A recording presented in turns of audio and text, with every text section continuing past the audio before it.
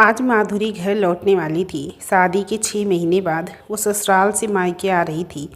माँ और भाभी स्वागत की तैयारी में लगी हुई थी और पापा जी भैया के साथ बाहर जाकर माधुरी की पसंद की चीज़ें इकट्ठा कर रहे थे। अचानक शोर मचाती खिलखिलाती हुई चुलबुली सी माधुरी ने छनकती पायल और खनखनाती चूड़ियों की आवाज़ के साथ दरवाजे पे कदम रखा। तभी भाभी ने उसे आवाज़ देकर दरवाजे पे रोक दिया। रुक जा मधु, वहीं रुक जा, पहले मुझे आरती का थाल तो लाने दे। दोनों ननद भाभी की खूब जमती थी। भाभी आरती की थाल ले आई, आरती उतारी। तभी प्रीति अपनी दीदी और जीजू से मिलने दौड़ती हुई बाहर आई। भाभी आरती उतारने के बाद दोनों को घर के अंदर ले आई। बड़े ज़ोर शोर से सब बेटी की खातिरदारी में लगे हुए थे। माधुरी को थोड़ा अजीब लग रहा था। वो सोच रही थी कि मेरा अपना घर है, मेरा अपना परिवार, फिर भी मेरे साथ मेहमानों जैसा व्यवहार क्यों कर रहे हैं सब। और ये मेरी प्रीति, इसे क्या हुआ जो बात बात पर मुझसे बहस करती थी।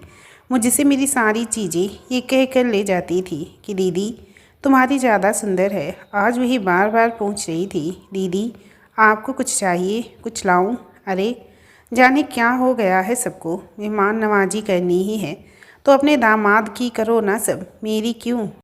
तभी माँ ने आवाज़ दी, मधु बेटा दामाद जी को लेकर यहाँ आ जाओ, खाना लगा दिया है।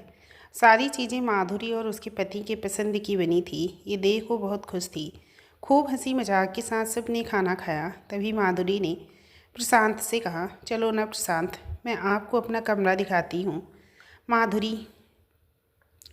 माधुरी ने अपना कमरा बहुत चाव से सजाया हुआ था। उसकी पसंद का ऑफ वाइट और बरगंडी कलर उसके कमरे को बहुत सुंदर बना रहे थे। कमरे की एक ओर उसकी अलमारी थी, वहीं दूसरी ओर स्टडी टेबल, जिस पर अक्सर बैठकर वो घंटों कंप्यूटर से चिपकी रहती थी। किसी को अपने आसपास फटकने भी नहीं देती थी। कमरे के बीचों बीच उसका बेड था, जो हमेशा साफ सुथरा और चमकदार दिखता था। कमरे में उसे सादगी पसंद थी, इसीलिए उसने कम तस्वीरें लगा रखी थी। बस एक उसकी तस्वीर थी जो इसकी प्यारी सहेली अलका के साथ खींची थी स्कूल के समय। वो पास रखे मेज पर सजा रखी थी और दीवार पर अपने भैया की शादी में सपरिवार खींची एक तस्वीर लगा रखी थी। इतनी सी कहानी थी माधुरी के कमरे की। बड़ा प्यारा था उसे बहुत प्यार था उसे अपने कमरे से, और खुद ही सारा ध्यान रखती थी। हाथ पकड़कर खींचती हुई प्रशांत को अपने कमरे के पास ले गई। भाभी और माँ बुद्ध बनी कभी कमरे की ओर देखती तो कभी एक दूसरे की ओर।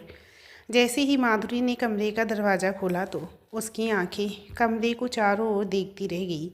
प्रशांत कमरे को देखकर अपनी हंसी नहीं रोक पा रहे थे। कमरे की दीवारें नीले रंग की थी। उस पर टीवी कार्टून बने हुए थे, कहीं इंद्रधनुष तो कहीं अमन। चिंटू की खूब सारी तस्वीरें लगी हुई थी। उसकी अलमारी बहुत सारे चित्रों से भरी हुई थी। बेड पर डोरेमोन की चादर बिछी हुई थी। स्टडी टेबल पर बहुत सारी किताबें बिखरी हुई थी। फर्श पर खिलौनों का ढेर लगा हुआ था। एक एक चीज़ पर जाती हुई नज़र माधुरी का गुस्सा बढ़ा रही थी। उस पर से प्रशांत की हंसी रुकने का नाम नहीं ले रही थी। अच्छा, तो ये है तुम्हारा कमरा, ऐसे रहती थी तुम अपने घर में? प्रशांत का अपना घर शब्द ताने की तरह उसके दिल पर चोट करता था। अपना घर तो वो छोड़ के आई थी, प्रशांत के घर, उसको अपना बनाने, उसके परिवार को अपनाने। इन 6 माह में उसने कोई कसर ना छोड़ी थी उस परिवार और उस घर को अपना बनाने में। पर न जाने कहाँ कमी रह गई थी जो उसे हर बार यही सुनना पड़ता था, माधुरी ये तुम्हारा मायका नहीं, यहाँ तुम्हें हमारे हिसाब से ही रहना पड़ेगा। अपने घर में तुमने चाहे जो किया हो, पर ये सब यहाँ नहीं चलेगा। तीर की तरह दिल को भेद कर गहरा जख्म दे जाता था अपने घर का ये ताना। और तो और प्रशांत भी अक्सर हंसी मजाक में कह जाता था कि मेरा घर है और मेरे हिसाब से चलना पड़ेगा। तब एक ख्याल आता था कि जब प्रशांत को अपने साथ अपने घर ले जाऊंगी तब दिखाऊंगी कि कितने शान से रहती थी मैं अपने घर में। पर आज ही कमरा ऐसा कैसे हो गया था, माधुरी समझ नहीं पा रही थी। तभी माधुरी जोर से चिल्लाई, माँ माँ, ये क्या हाल बना रखा है आप लोगों ने मेरे कमरे का। बोलो माँ। मधु बेटा मेरी बात सुन, तुम तो जानती हो ना तुम्हारी भाभी को दूसरा बच्चा होने वाला है और चिंटू भी बड़ा हो गया था और उसके लिए दूसरा कमरा ज़रूरी हो गया था। तुम्हारे जाने के बाद मैंने ही तुम्हारे भाभी भैया से कहा ये कमरा चिंटू को दे दो। माधुरी की आवाज़ जिससे गले में ही अटक गई। वो कुछ बोलने लायक नहीं थी। इतनी में चाय और पकौड़े बनाकर भाभी ने आवाज़ लगाई। साथ ही बर्गर और माइक्रोनी भी बना लाई। माधुरी का ख़राब मूड ठीक करने के लिए माधुरी सिर्फ चुपचाप यही सोचे जा रही थी, क्या ये मेरा घर नहीं रहा। उसने बिना पूछे कोई उसके कमरे की चादर तक नहीं बदलता था और आज उसका पूरा कमरा किसी और को दे दिया गया। चाय पीकर प्रशांत जाने को हुआ तो उदास मन से माधुरी ने उसे विदा किया और जल्दी लेने आने का आग्रह भी किया। लेकिन जाते जाते प्रशांत ने माधुरी को ये कहकर कुछ दिन तो चैन से रह लो तुम अपने घर और मैं अपने घर ताना मारने लगा। इस पर परिवार के सभी सदस्य ठहाका मार कर हंसने लगी और माधुरी खींच सी गई। प्रशांत के चले जाने के बाद माधुरी सोफे पे आकर चुपचाप सी बैठ गई। भरी आंखों से एकटक अपने कमरे की ओर देखती जा रही थी। माँ और भाभी कमरे और किचन का सामान समेटने में लगी थी। प्रीति अपनी क्लास के लिए जा चुकी थी और चिंटू अपने कमरे में खेलने में लगा हुआ था। पापा और भैया टीवी पे समाचार देखते हुए बातें कर रहे थे। माधुरी खो गई उन दिनों की याद में जब प्रशांत से रिश्ता तय होने के बाद माँ ने समझाया था, मधु बेटा अब तुम बड़ी हो गई हो, अपने घर जाओगी, घर को कैसे संभालते हैं, परिवार का ध्यान कैसे रखते हैं, ये सब सीखना चाहिए तुम्हें। एक मिनट माँ, पहले ये बताओ कि अपने घर से तुम्हारा क्या मतलब है। माधुरी बिल्कुल बिफर पड़ी, मानो अपनी बात कहने का इंतज़ार कर रही थी। क्या ये मेरा घर नहीं? यहाँ मैंने जन्म लिया, पहला शब्द माँ बोलना सीखा और पापा की उंगली पकड़ पहला कदम रखना सीखा। मेरी शिक्षा, मेरे संस्कार, मेरा बचपन, मेरी माँ पापा का स्नेह लाड, भाई बहनों का लड़ना झगड़ना, मानना रूठना, बैठना उठना, दिन रात, सखी सहेलियाँ, खेल खिलौने, सब कुछ मेरा यहीं से जुड़ा है। इस घर के कोने कोने में मैं बसी हूँ, तो फिर ये मेरा अपना घर क्यों नहीं है। माँ की आंख माधुरी की बातें सुन भर आई थी, लेकिन वो क्या कहती। माँ ने माधुरी को समझाया, बेटी दुनिया की यही रीत है, जहाँ बेटियाँ पैदा होती हैं एक दिन उसी घर को छोड़कर उन्हें जाना होता है। दुनिया और समाज के बनाए रीति रिवाजों को हम बदल नहीं सकते। माँ की बात पर खींचते हुए माधुरी खड़ी हुई और कमरे से बाहर निकल गई। फिर सोफे पे बैठे बैठे उसे वो दिन याद आ गया जब बारात के आने से पहले दुल्हन बनी हुई माधुरी घर पर माँ और पापा के गले लग खूब रोई थी। तभी अचानक प्रीति ने वहाँ आकर सबका मूड बदलने के लिए कहा था, दीदी मेकअप ख़राब हो रहा है, और बहाने से माँ पापा को वहाँ से भेजकर माधुरी से कहने लगी, दीदी आखिरी बार जी भर के सारे घर को देख लो, कल से ये तुम्हारे लिए पराया हो जाएगा ना।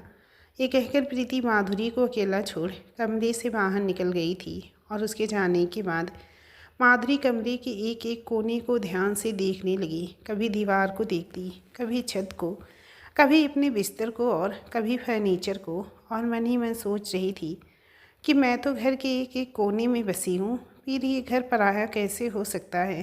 पर आज जब अपने कमरे को किसी और के पास देखा तो वो उदास होकर सोचने लगी, क्या अब ये सच में मेरा घर नहीं रहा।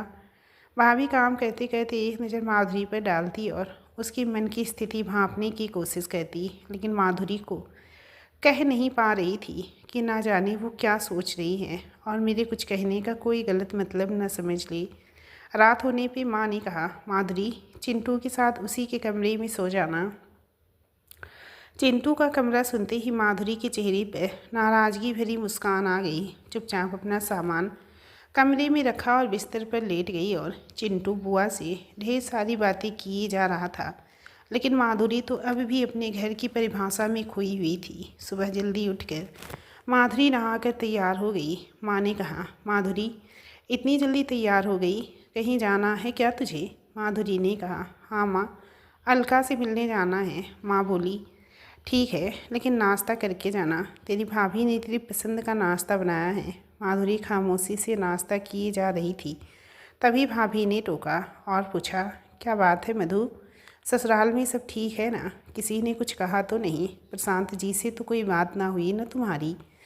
बोलो ना, बोलती क्यों नहीं? माधुरी बोली, नहीं भाभी सब ठीक है, कहती हुई नाश्ते की मेज से उठी, दुपट्टा संभाला और पर्स उठाकर ये बोलते हुए घर से निकल गई कि अलका से मिल के आती है। घर से निकली, ऑटो में बैठी और 15 मिनट में अलका के घर पहुंच गई। 6 महीने बाद अलका माधुरी को देख हैरान हो गई थी और खुशी के मारे उसे कुछ सूझ नहीं रहा था क्या करे। दोनों सहेलियां एक साथ घंटों बातें करती और समय का पता ही नहीं चलता था। कभी किसी एक की परेशानी को आपस में भांप लेती थी और बहुत देर तक उस पर चर्चा करती थी। कोई हल निकले या ना निकले, पर आपस में एक दूसरे को समझा बुझा कर एक दूसरे को शांत कर लेती थी। माधुरी से कुछ देर बातें करने के बाद, ससुराल का हाल चाल सुनने के बाद, अलका ने माधुरी से पूछा, चल बता मधु, तू आज क्यों परेशान लग रही है। माधुरी बोली, तुझे फिर पता चल गया ना कि मैं परेशान हूँ। और मुस्कुराकर उसने अपने मन की सारी उलझन अलका को कह डाली और बोली, अलका अब बता, मेरा अपना घर कौन सा है जहाँ जन्म लिया, जहाँ डोली में बैठकर पहुँची थी। माँ कहती हैं शादी के बाद पति का घर ही तुम्हारा है, और पति कहता है कि यही सब करना है तो अपने घर वापस लौट जाओ। मतलब उसकी नज़रों में मेरी माँ का घर ही मेरा घर है, पति का घर नहीं। बोलो अलका, आखिर कौन सा होता है अपना घर। अलका ने पूरी बात सुनी और हमेशा की तरह दोनों ने इस विषय पर देर तक चर्चा की। चूँकि अलका को घर गृहस्थी और शादीशुदा जीवन का कोई अनुभव अभी तक नहीं था और माधुरी की तो शादीशुदा ज़िंदगी अभी शुरू ही हुई थी, इसीलिए उनके पास कोई सही जवाब नहीं था। कोमल मन, अल्हड़ उम्र, आखिरकार दोनों एक नकारात्मक नतीजे भी पहुंची कि एक लड़की के लिए उसका अपना घर कोई भी नहीं होता। यही सच्चाई है। शादी से पहले घर होता भी है, लेकिन शादी के बाद वो पराया घर हो जाता है, और जो पराया घर अपना बनता है वहाँ हर लड़की पराई होती है। इसीलिए लड़की का अपना कोई घर नहीं होता।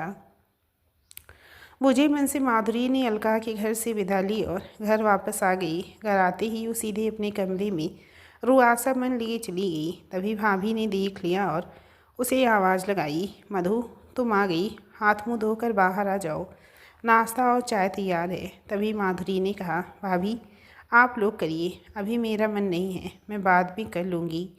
भाभी समझ चुकी थी कि माधुरी के मन में कुछ तो चल रहा है, जो वो परेशान लग रही हैं।